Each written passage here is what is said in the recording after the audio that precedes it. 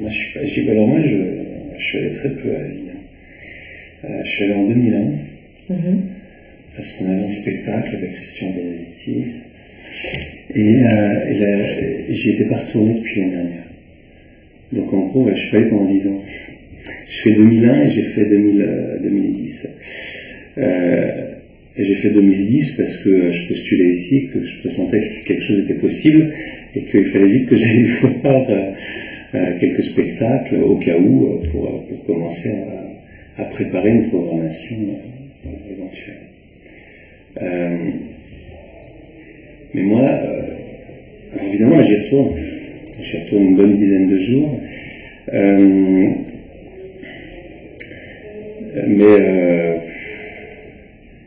J'ai pas un rapport très simple moi à ce festival, parce que j'y étais en tant que compagnie. Voilà. Et en tant que compagnie, j'ai trouvé que c'était quand même une entreprise, on va dire, très eugénique. Enfin, c'est marche ou crève, quoi. Et encore, moi, j'y étais en tant que compagnie assez bien structurée, subventionnée,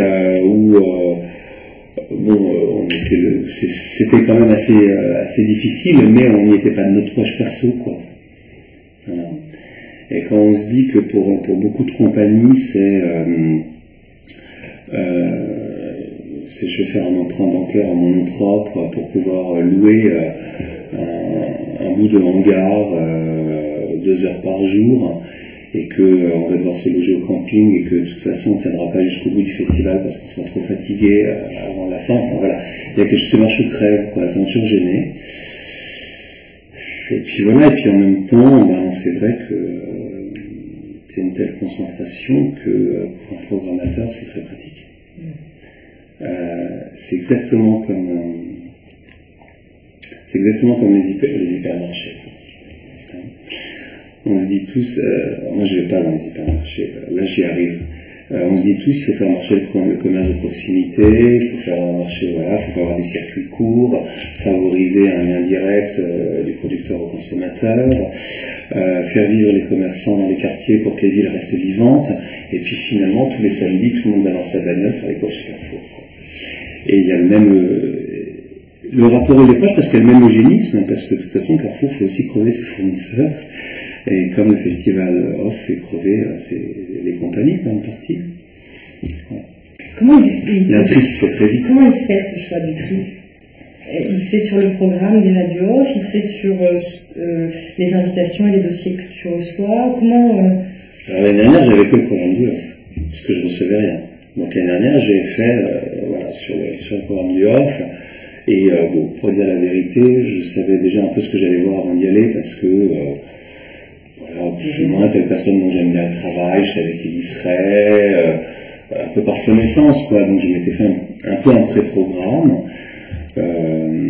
qui était destiné à valider des pressentiments, des choix qui étaient déjà un peu faits.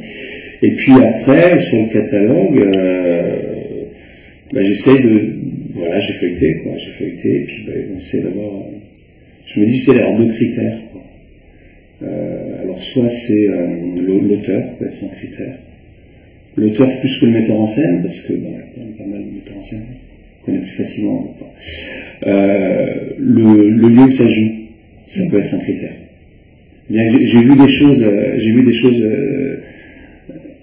Alors c'est marrant parce qu'il y a des spectacles que je venais voir, et quand j'ai vu ce qui jouait dans le même lieu, je me suis dit que si j'avais jugé en fonction de la programmation du lieu, je ne serais pas allé voir ce que je suis allé voir. Parce que parfois, il y a des complètement hétéroclites, quoi. Il y a des lieux qui n'ont aucune ligne de programmation, quoi. Puis après, il y a quand même des lieux où la programmation a une certaine tenue. Je ne les connais pas très bien, mais bon, la Chapelle du Verbe incarné, il y a une ligne de programmation. Mais qui est déjà un peu considéré comme, avec 3-4 autres lieux, comme l'institutionnel du Off. D'ailleurs, c'est quand même dirigé par le président voilà, donc, c'est vrai. Moi, le visuel compte. Et alors, c'est pas toujours vrai, mais je trouve que moi, j'ai tendance à penser que l'affiche reflète l'esthétique du spectacle. Donc si l'esthétique de la fiche m'afflige, j'y vais pas. Après, on peut se laisser avoir, parce que on peut recourir à un bon graphiste des esthétiques de mise en scène. Donc de toute façon, il n'y a aucun critère n'est suffisant. L'auteur, c'est pas suffisant. Le metteur en scène, c'est pas suffisant. Le lieu, c'est pas suffisant. Le visuel, c'est pas suffisant. On regarde aussi parfois les soutiens. Qui produit, qui coproduit, est-ce que c'est subventionné ou pas? Parce que parfois, voilà, il y a des théâtres. En tout cas, moi, je regarde un peu. C'est-à-dire qu'en tant que jeune programmateur, c'est-à-dire nouveau dans mes fonctions de programmation, il y a des lieux dont j'apprécie particulièrement la programmation. On parle de lieux partout en France, quoi.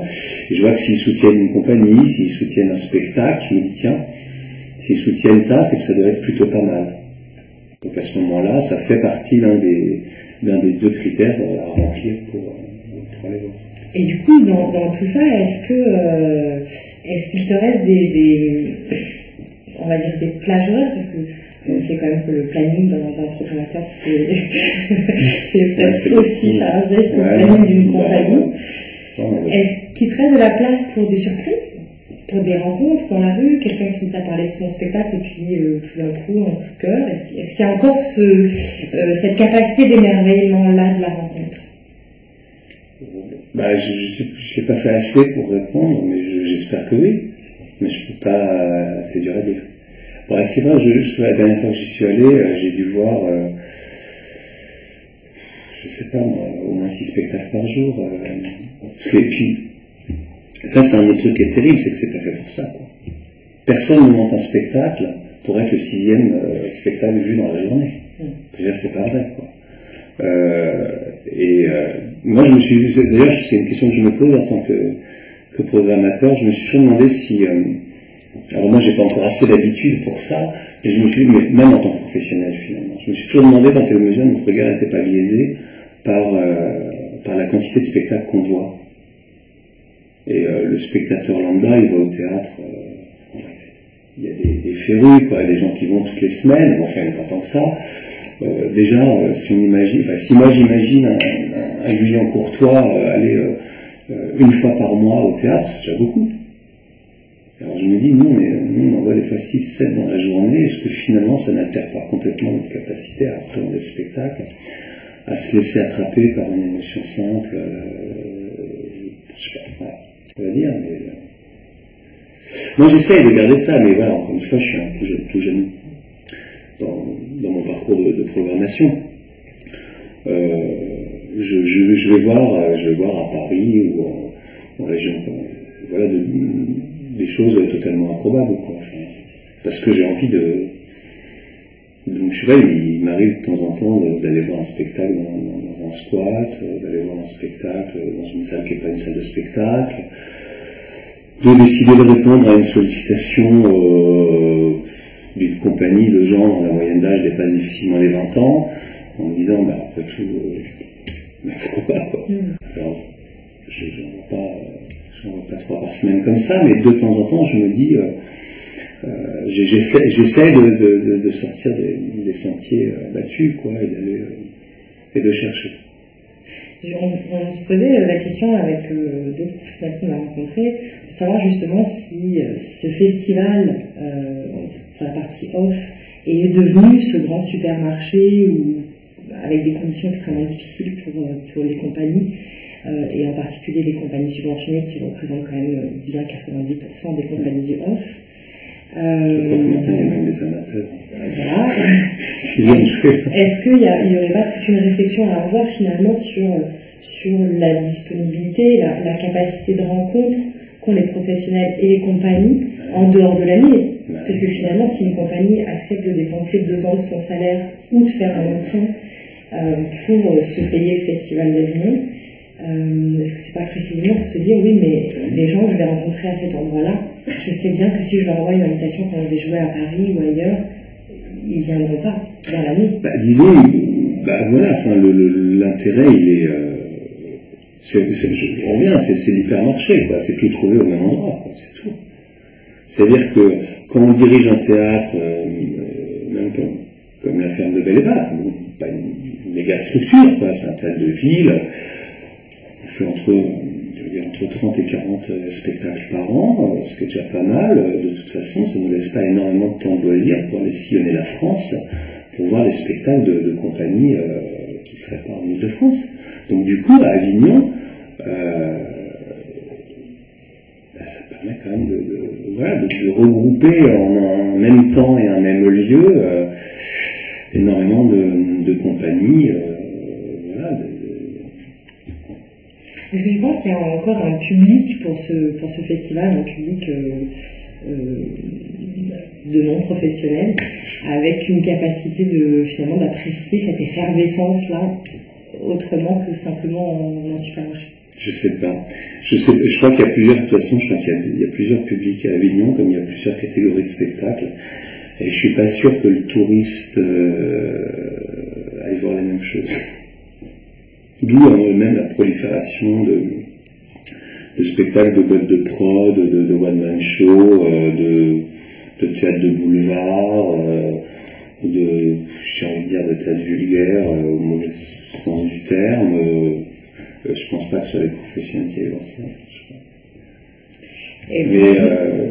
Donc je crois qu'il y a plusieurs publics. Je sais pas après qui va. Et je pense que